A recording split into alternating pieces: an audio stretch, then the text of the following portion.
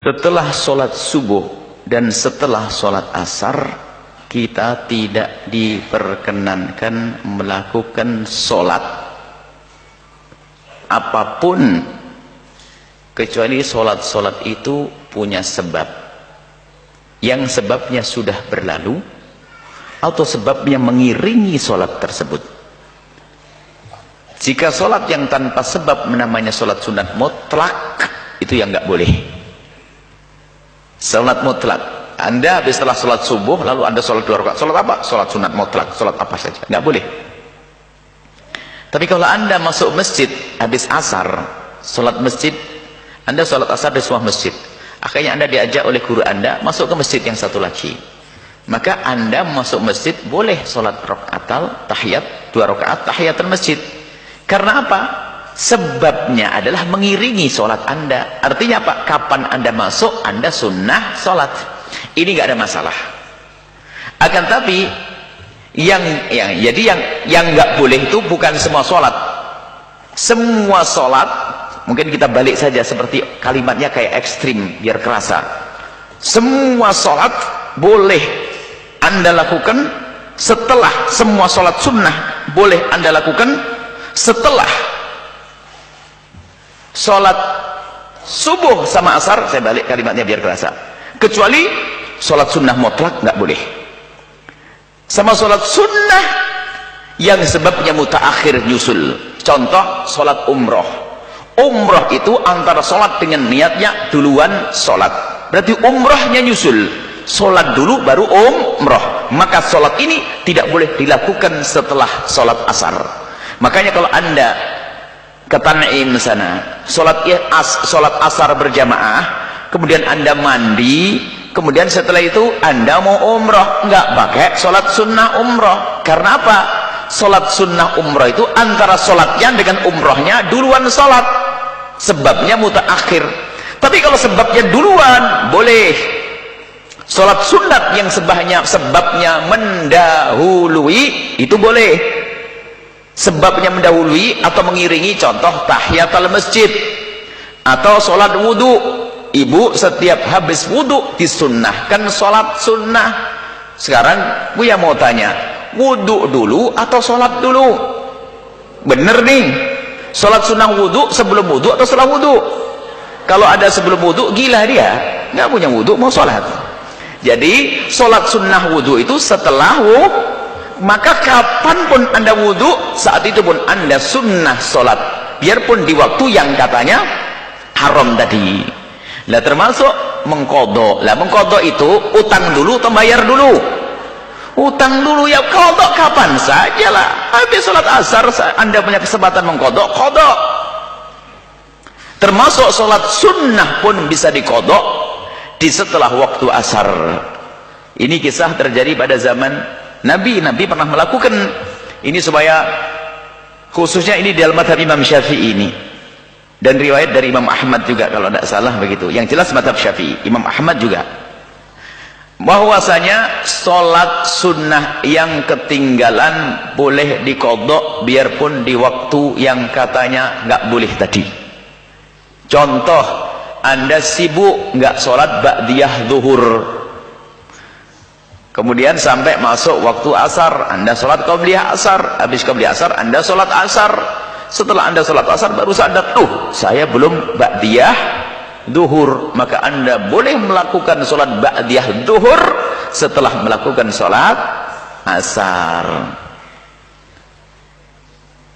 Atau ini kodok, atau Anda masuk ke masjid, jamaah sudah didirikan, jamaah asar, berarti Anda tidak sempat sholat qabliyah asar, maka bolehkah saya melakukan setelah asar? Boleh, nggak ada yang melarang. Nggak usah bingung lah ini. Mungkin kalau Anda melakukan akan dimarahi oleh ustadz itu tadi. Ustadz itu marah, kamu kok sholat? Pasti itu dia. Tapi Anda tidak usah khawatir. Ini kisah ini kita nukil dari baginda Nabi. Ada satu hadis sahih, Imam Bukhari Muslim meriwayatkan tentang Ummi Salamah bercerita, bahwa Nabi SAW itu yusalli raka'ataini ba'dal asri, sholat 2 rakaat ba'dal asri, setelah asar. Fasa'altu, anhuma, lalu aku bertanya tentang 2 rakaat tadi. Nabi, ya Rasulullah, kenapa kau sholat ba'dal asar 2 rakaat? Bukankah kamu melarang? Tapi kenapa kamu sholat 2 rakaat setelah asar? Atani qaumun min Abdil Qais, telah datang nasun min Abdil Qais, datang orang-orang dari Bani Abdil Qais, ada tamu tadi saya. Fasaghaluni, lalu mereka nyibukkan aku, habis sholat ngobrol, habis sholat duhur, saya sibuk dengan dia. Fasaghaluni, lalu menjadikan aku sibuk anir rakaataini allataini ba'da dhuhri, lalu aku sibuk sampai aku tidak melakukan sholat 2 rakaat ba'diyah dhuhur. Wahuma hatani, lah ba'dal, setelah 2 rakaat setelah asar itu, yaitu aku mengqadha sholat ba'diyah dhuhur yang aku tinggalkan. Hadis sahih, tidak usah ragu-ragu. Dan ini juga dicantumkan dengan jelas dalam kitab fikih Syafi'i, Mustadrak Fathul Mu'in dan yang lain sebagainya. Bahkan ada pun dalam sholat subuh pernah suatu ketika Imam Ibnu Majah meriwayatkan satu hadis, ini ceritanya dari satu sahabat yang bernama Qais ibn Amr atau siapa gitu. Ra'an Nabi melihat rajulan yusalli raka'ataini ba'dal subhi. Ada orang sholat 2 rakaat habis sholat subuh. Aneh nih orang. Lalu Nabi bertanya, as-sholatu subhi rakaat marrataini? Pak, kok kamu sholat, memang ada sholat subuh 2 kali? Nabi nanya begitu, kok kamu sholat subuh 2 kali? Memang ada sholat subuh 2 kali? Nabi itu bertanya.